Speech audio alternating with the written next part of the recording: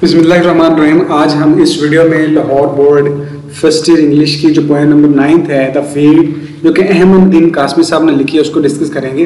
Basically इस poem में एक चिड़िया माँ का जिक्र है कि जिसके मुंह में एक बाजरे का दाना है और उसके घोंसले में 10 उसके बच्चे हैं। अब वो किस तरह उसको मैनेज करती है ये पोएम में बताया गया है। बेसिकली ये जो पोएम है ये एक क्रिटिसाइज है, तनकीद है जदीद इंसान पर कि जदीद इंसान ने बड़े बड़े पहाड़ों को तोड़कर रहना सीख लिया, बड़े बड़े आइटम्स बम बना लिए, लेकिन पोएट कहता है क्या इंसानों ने उस चिड़िया माँ की तरह कम खाने को या कम रिसोर्सेज के अंदर रहना भी सीखा या नहीं सीखा? क्या इस चिड़िया की तरह मुजदीद इंसान ने थोड़े खाने को अपने बच्चों में तकसीम करना सीखा या नहीं सीखा? यानी हमें ब्रदरहुड का यूनिटी हमारे अंदर नहीं है, इस लिहाज से ये तनकीद है हमारे अंदर। चलते हैं टेक्स्ट की तरफ, इस पोएम का टेक्स्ट देखते हैं। तो यह holding a grain of millet in her beak, grain कहते हैं दाने को, मिलेट कहते हैं बाजरे को, बीक कहते हैं चूंच को। Holding a grain of millet in her beak, अब अपने चूंच में एक बाजरे का दाना लिए हुए। The mother sparrow has come to feed, जो चिड़िया माँ है वो आती है बच्चों को खाना खिलाने के लिए, फीड करने के लिए घोंसले में।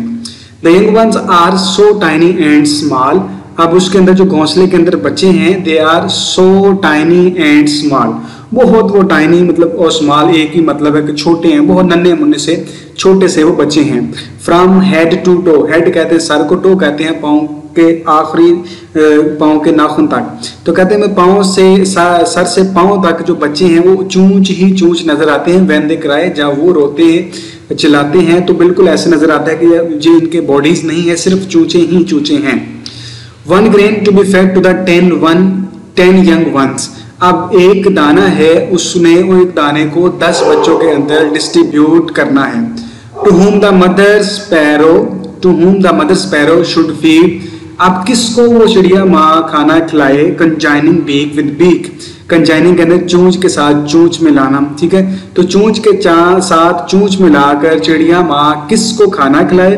With whom should she solace, या किसको साथ सुलेस होता है तसल्ली देना, तो किसको वो तसल्ली दे कि आपको मैं खाना नहीं खिला सकती। मतलब चिड़िया के पास कम खाना है, 10 बच्चे हैं, तो पोइट कहते हैं अब बेचारी किसको खिलाए और किसको तसल्ली दे, लेकिन फिर भी बड़े अच्छे तरीके से वो मैनेज करती है बच्चों को खाना खिलाना। अब आगे जो है वो इंसान पर तनकीद है, जदीद इंसान पर। कहते हैं कि फिशिंग द आइटम, यानी पहाड़ों, फिशर कहते हैं शिकाफ करना, तोड़ना। फिशिंग द आइटम, पहाड़ों को तोड़कर या आइटम को तोड़कर। You have learn to weep and wail in loud tone, weep होता है रोना, वेल होता है आहो बका करना। आप कहते हैं फिशिंग द आइटम, एटम को तोड़कर। यू हैव लर्न, आपने सीख लिया रोना एंड और आहो बका करना ऊंची आवाज में। लेकिन स्प्लिटिंग द ग्रेन, के आपने दाने को तोड़कर। You have learn to set life on foot, आप बड़े बड़े पहाड़ों को तोड़कर आपने उन पे जिंदगी जो है अपने पाँव पे खड़े हो गए। जदीद इंसान की बात है। Could you split the grain, क्या आप कहते हैं आपने बड़े बड़े पहाड़ तो तोड़ लिए, बड़े बड़े आइटम्स बम तो बना लिए, क्या आप चिड़िया की तरह आप उस दाने को तोड़कर क्या उसको could you split the grain, क्या आप उस दाने को तोड़ सकते हैं? 1 grain to be fed to the 10 young ones, क्या आप एक दाना 10 बच्चों को खिला सकते हैं? क्या आपके अंदर इतनी यूनिटी ब्रदरहुड है कि आप सबको मैनेज कर सकें? ये एक इंसान पर, जदीद इंसान पर तनकीद है कि इंसान जो है वो जानवरों से भी बदतर जिंदगी गुजार रहा है। इंसान के अंदर डिसऑनेस्टी है, हार्मोनी नहीं है, इंसान डिसयूनिट हुआ पड़ा है, किसी की किसी परवाह नहीं है। उम्मीद है कि आपको ये पॉइंट समझ आई है। फिर भी अगर आपको क्वेश्चन है तो आप कमेंट में पूछ सकते हैं। अल्लाह हाफिज़।